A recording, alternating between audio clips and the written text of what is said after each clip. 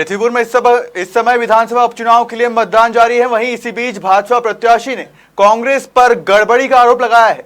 Ward क्रमांक 11 व 12 में धांधली करने का आरोप लगाया गया है।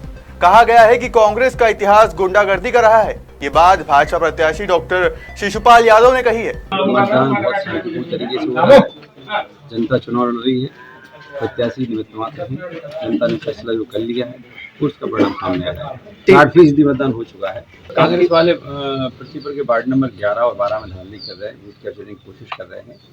और मैंने प्रशासन को भी बताया है कि हम बूथ कैप्चरिंग कर रहे हैं। कांग्रेस के लोग, उनकी तो गुंडागिरी उनका स्वभाव है और वो उस पर आमादा भी हैं।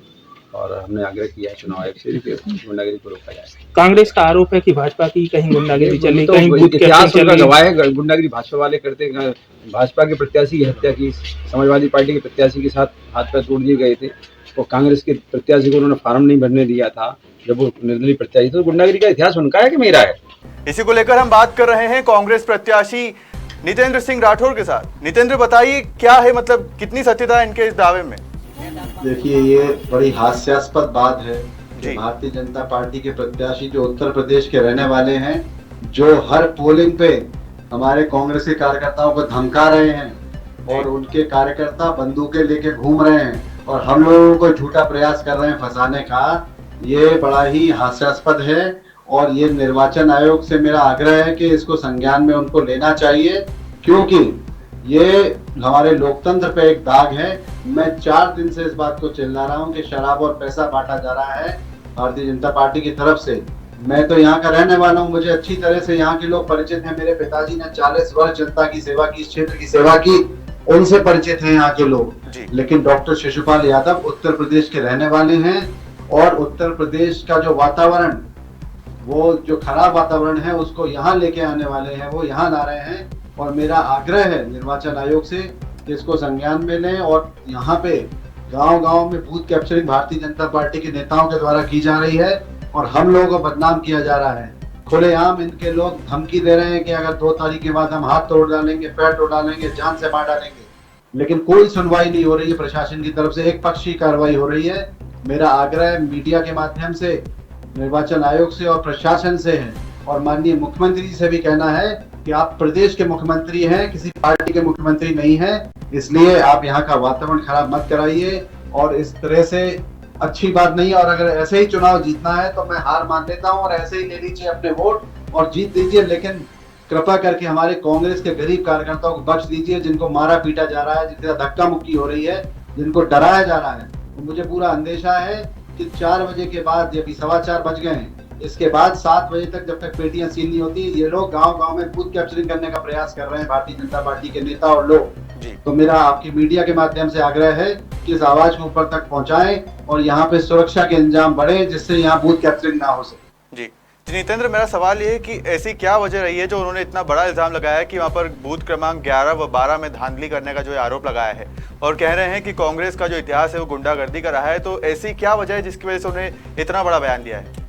सर, मैं तो बोल रहा हूँ, मैं तो खुलेआम बोल रहा हूँ, आपको सुबह से कह रहा हूँ। बूथ क्रमांक 38 यहाँ बमरौली गांव है, इसमें डॉक्टर शिशुपाल खुद कह के गए कि बूथ कैप्चरिंग कर लो, धमका रहे हैं। उसके अलावा हमारे यहाँ रानीपुरा गांव में यादव लोगों को, भारतीय जनता पार्टी के, उन्होंने मारपीट की हमारे यहाँ। उसके अलावा बसनेरा गांव में धमकाया गया। उसके अलावा मोहनगढ़ में, शंकरगढ़ गांव में हमारा जो कार्यकर्ता, उसको पुलिस ने उठा के बंद कर दिया, वो सीधा साधा आदमी।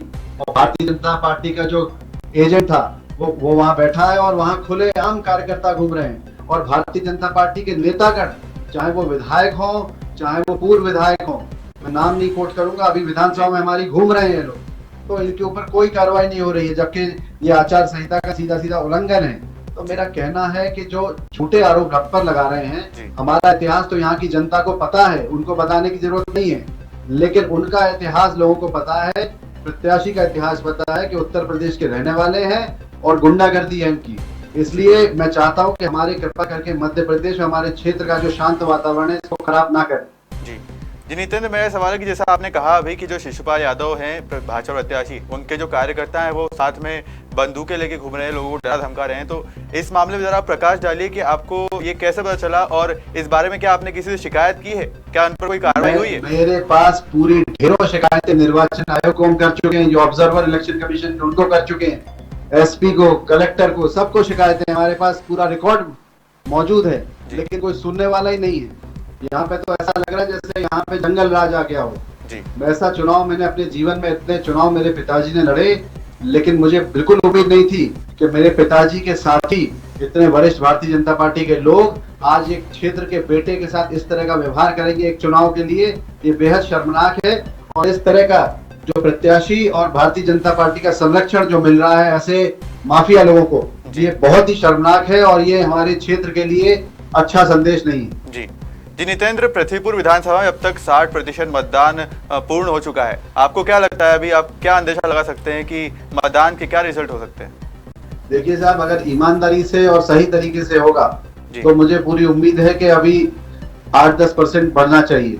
लेकिन मुझे लग रहा है कि जिस तरह की प्लानिंग, जिस तरह से लोगों को डरा धमका रहे हैं, ये बूथ कैप्चरिंग की पूरी साजिश रची जा रही है। फिर मैं कुछ नहीं कह सकता हूँ, क्योंकि अभी बमरौली गांव में अभी ताजा मेरे पास उदाहरण आया कि वहाँ फर्जी वोट डाल दिए। शंकरगढ़, एक मोहनगढ़ में वहाँ फर्जी वोट डाल दिए। उत्तरी कारी हमारी विधानसभा में दिगौड़ा ब्लॉक में वहाँ फर्जी वोट डाल दिए। तो तमाम जगह फर्जी वोट डाल रहे हैं, और कांग्रेस कार्यकर्ता अगर उसको रोक रहा है तो उसको पुलिस उठा रही है। तो इस तरह से कैसे, अभी शिवराजपुर में तो पुलिस को ही धक्का दे दिया यादव लोगों ने भारतीय जनता पार्टी को। जी, उसके वीडियो भी वायरल हुए हैं। तो इसके ऊपर जब कोई सुनवाई नहीं होगी और ऐसे गुंडा राज हो जाएगा तो फिर तो हम करेंगे क्या? इससे अच्छा तो ये चुनाव कराते ही नहीं। जी, तो नितेंद्र, फिर इस बारे में आप क्या कहना चाहेंगे? डॉक्टर शिशपाल यादव को आपकी तरफ से क्या जवाब देना चाहेंगे?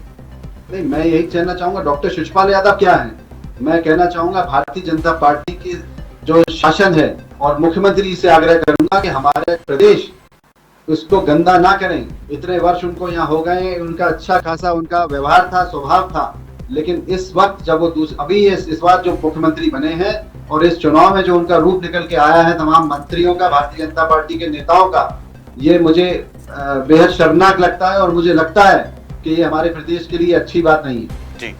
जी, खबर मध्य प्रदेश के साथ जुड़ने के लिए नितेंद्र जी आपका बहुत बहुत धन्यवाद।